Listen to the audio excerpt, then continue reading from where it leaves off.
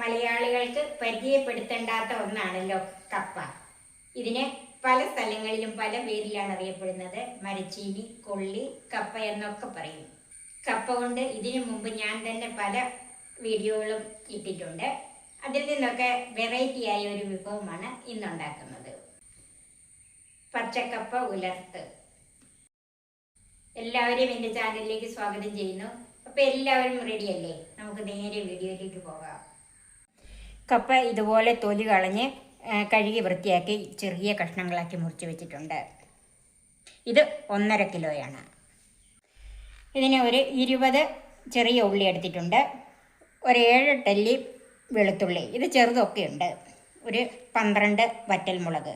ഇതിപ്പോൾ സാമാന്യം എരിവുണ്ടായിരിക്കും. ഇനി അങ്ങനെ എരിവ് വേണ്ടെങ്കിൽ ഇതിന് പകരം കാശ്മീരി മുളക് എടുക്കാം, അല്ലെങ്കിൽ ഇതിൻ്റെ അളവ് കുറയ്ക്കാം. ഒരു 1.5 കപ്പ് തേങ്ങ, 3/4 ടീസ്പൂൺ മഞ്ഞൾപ്പൊടി, കപ്പയ്ക്ക് ആവശ്യത്തിനുള്ള ഉപ്പ്, ഞാൻ കല്ലുപ്പാണ് എടുത്തിരിക്കുന്നത്, 3/4 ടീസ്പൂൺ കടുക്, കറിവേപ്പില, നെയ്യും വെളിച്ചെണ്ണയും എടുത്തിട്ടുണ്ട്.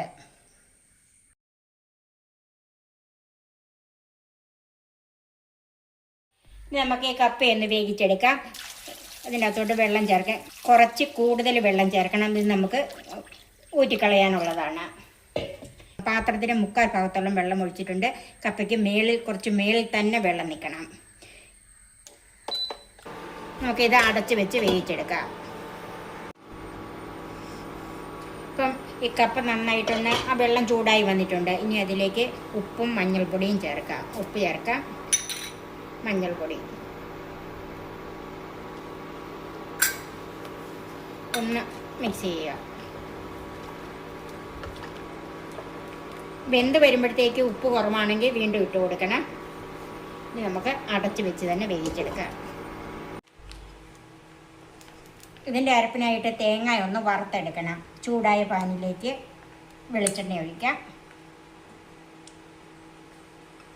1 ടീസ്പൂൺ വെളിച്ചെണ്ണ ഒഴിച്ചിട്ടുണ്ട്. അതിലേക്ക് എടുത്തു വെച്ചിരിക്കുന്ന തേങ്ങ ചേർക്കാം.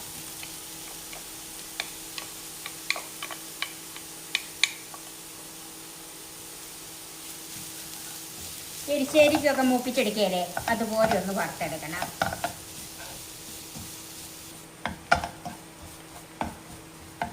ഇതിലേക്ക് ഒരു 3 ചുവന്നുള്ളി അരിഞ്ഞു വെച്ചത് അതും ചേർക്കാം. ഒരു 3-4 ചെറിയ വെളുത്തുള്ളി, ഒരു തണ്ട് കറിവേപ്പിലയും ചേർക്കാം.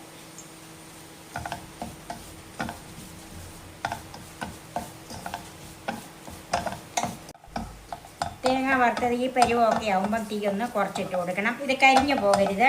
എല്ലാം തന്നെ ഒരുവിധം ഒരുപോലെയൊക്കെ ഇരിക്കണം. അപ്പോൾ ചില കഷ്ണങ്ങളുള്ളതുകൊണ്ട് അത് വരികയല്ല, എന്നാലും ബാക്കി കരിഞ്ഞു പോകാതെ വേണം ഇത് വറുത്തെടുക്കാൻ. ഇനി തീ കുറച്ചിട്ട് വേണം ഇത് മൂപ്പിക്കാൻ. ഇപ്പോൾ ഇത് ഏകദേശം മൂപ്പായിട്ടുണ്ട്. ഇനി നമുക്ക് തീ ഓഫ് ചെയ്തിട്ട് ഇതിൽ തന്നെ വെച്ച് അല്പസമയം ഒന്ന് ഇളക്കി കൊടുക്കാം. ഇനി ഇതെല്ലാം കൂടി ഒന്ന് ചതച്ചെടുക്കണം. ഉള്ളി ഞാൻ ചെറുതാക്കി വെച്ചിട്ടുണ്ട്. ആദ്യം നമുക്ക് ഈ വറ്റൽമുളക് ഒന്ന് ചതച്ചെടുക്കാം.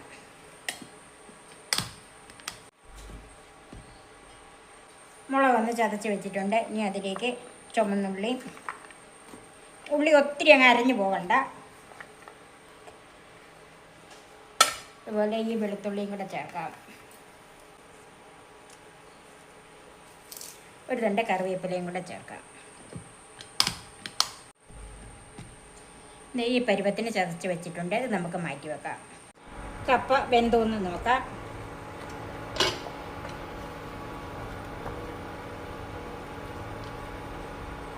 കപ്പ നന്നായിട്ട് വെന്തിട്ടുണ്ട്.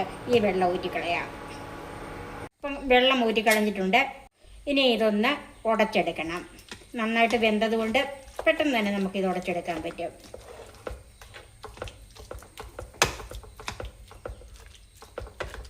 അല്പം വെള്ളമയം കപ്പയിൽ വേണം. ഒത്തിരി ഡ്രൈ ആയി പോകരുത്.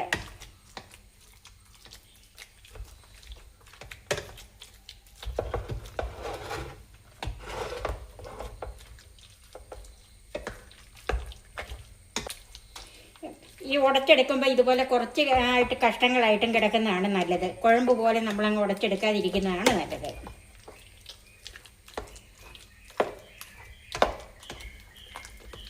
എന്തേ ഇതുപോലെ ഞാൻ ഉടച്ചു വെച്ചിട്ടുണ്ട്. ഇത് നമുക്ക് മാറ്റി വെക്കാം.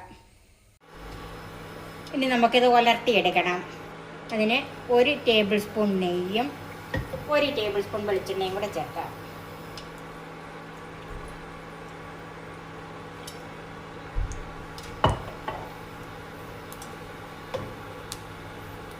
അതിലേക്ക് കടുക് ചേർക്കാം. കടുക് പൊട്ടിയിട്ടുണ്ട്. അതിലേക്ക് കറിവേപ്പില ചേർക്കാം.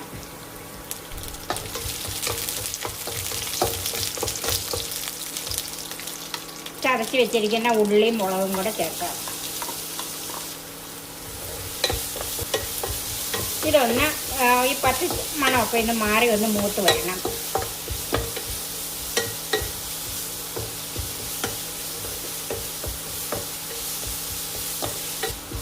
ഈ ഉലർത്തുന്നത് ഒന്നും കരിഞ്ഞു പോകരുത്. നന്നായിട്ട് ആ പച്ചച്ചൊവി ഒന്ന് മാറി കിട്ടിയാൽ മതി. ഇപ്പോൾ ഈ ഉള്ളിയും മുളകും എല്ലാം മൂത്തിട്ടുണ്ട്. തീ ഏറ്റവും കുറച്ച് വെച്ചിട്ട് അതിലേക്ക് നമ്മൾ ഉടച്ച് വെച്ചിരിക്കുന്ന കപ്പ ചേർക്കാം.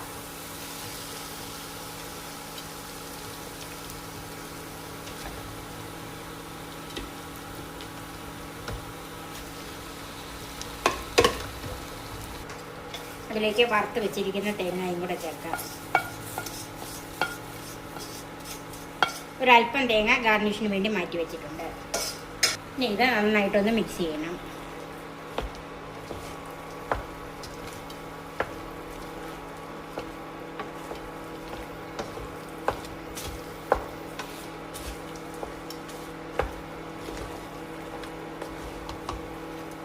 നെയ്യും വെളിച്ചെണ്ണയും കൂടെ ഒഴിച്ച് കടുക് വറുക്കുന്നതാണ് ഈ കപ്പയ്ക്ക് ഏറ്റവും രുചി. ഇപ്പോൾ ഇത് അരപ്പും എല്ലാം കൂടെ നന്നായിട്ട് മിക്സ് ചെയ്തിട്ടുണ്ട്. ഇതിലേക്ക് 1/2 ടീസ്പൂൺ വെളിച്ചെണ്ണയും 2-3 ഇല കറിവേപ്പിലയും കൂടെ ചേർത്ത് തീ ഓഫ് ചെയ്ത് 5 മിനിറ്റ് മൂടി വെക്കണം. ഇപ്പോൾ 5 മിനിറ്റ് മൂടി വെച്ചിരുന്നാണ്. ഇനി ഒന്ന് നോക്കാം. ഇനി ഒന്ന് മിക്സ് ചെയ്യാം. മീതെ വെളിച്ചെണ്ണ ഒഴിച്ചിരുന്നതല്ലേ.